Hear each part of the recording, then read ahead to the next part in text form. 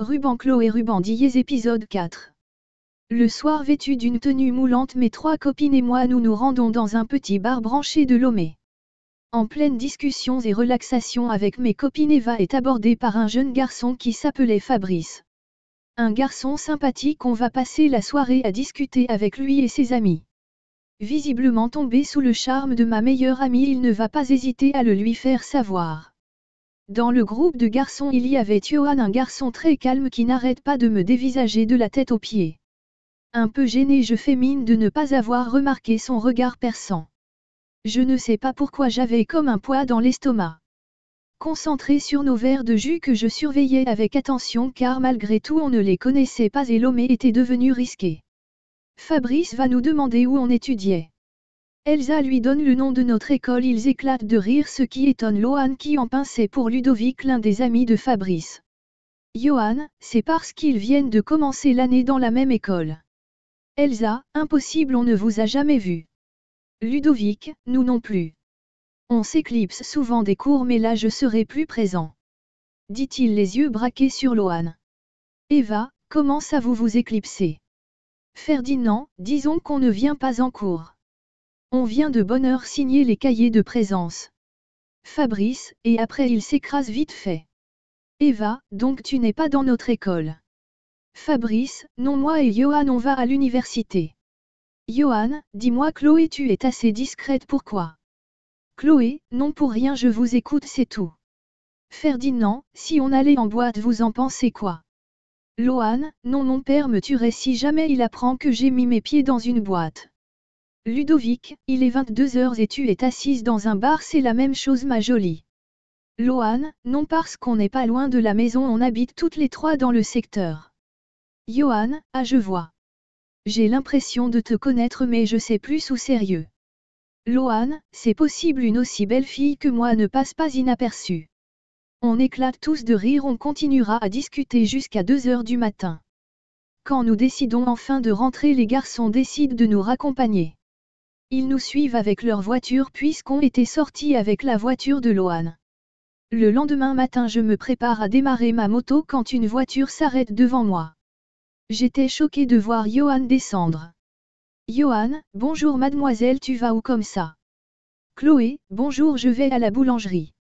Et toi tu fais quoi ici? Johan, je suis venu te voir avec une demande de mon pote. Il n'a pas pu avoir le numéro d'Elsa, donc me voilà. Chloé, tu as fait le chemin pour rien, elle ne va pas se réveiller avant midi et je dois lui demander d'abord. Johan, je t'accompagne alors, j'ai toute la journée. Chloé, tu veux achever mon père ou quoi? Un garçon chez lui. C'est Anna qui t'envoie. Johan, c'est qui Anna? Chloé, la croix de mon père, tu ne peux pas rester ici, je ne saurais expliquer ta présence à mon vieux. Johan, monte, je t'emmène, on ira plus vite en voiture. Chloé, je ne te connais pas et tu veux que je monte. Johan, tu as un sérieux problème de confiance, je t'ai observé hier, tu n'as pas quitté ton verre du regard. Chloé, désolé, rien contre toi mais je fais ma sécurité. Il sourit un peu et me prend mes clés, il démarre ma moto et me fait signe de monter. J'hésite un peu et je finis par monter, disons que notre curieuse voisine Madame Coffee avait déjà sorti toutes ses antennes. À notre retour, Johan me dépasse comme si de rien n'était, il va saluer ma mère et mon père.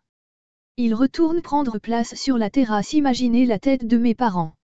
Nestor, Chloé, c'est qui ce jeune homme? Chloé, papa, je ne sais pas, on l'a rencontré hier au bar et depuis il est dans ma vie. Mon père sourit un peu et dit à ma mère.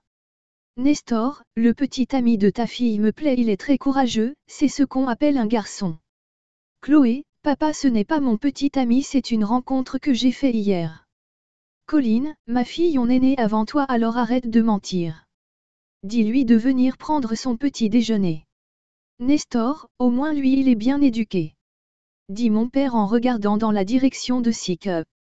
Sick, c'est pas toi, on aurait dû te laisser à l'hôpital, si le médecin continuait à te faire des piqûres tu serais plus gentille avec moi ce matin, c'est pas toi.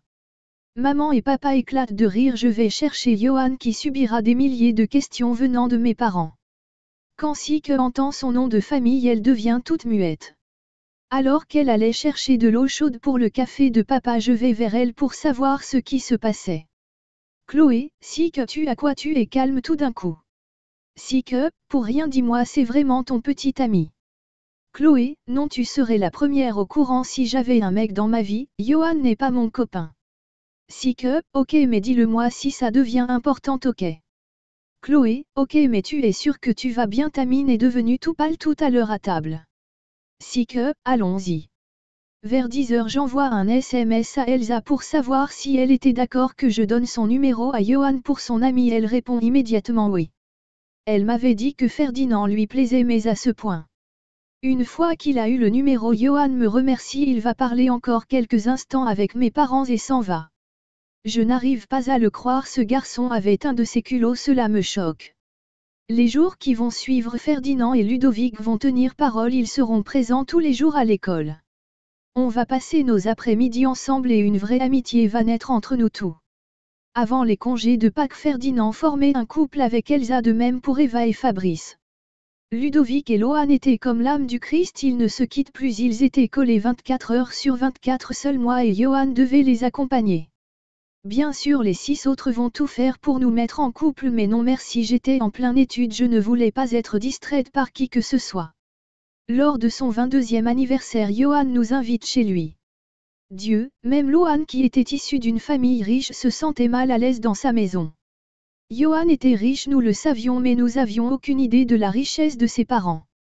Leur maison était construite sur 1 hectare de terre, piscine, terrain de tennis, 4 pavillons, 2 terrains de basket et 16 voitures de luxe trônaient dans le garage j'étais devant toute une nouvelle dimension de la richesse.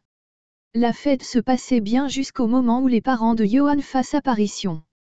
J'avais la petite impression de connaître son père Mézo. Il nous souhaite une bonne fête et ira se coucher avec sa femme. Pourquoi j'avais l'impression que sa mère me regardait mal. Toutes les femmes riches ne sont pas comme Anna. Je calme mes ardeurs et je continue à discuter avec Elsa.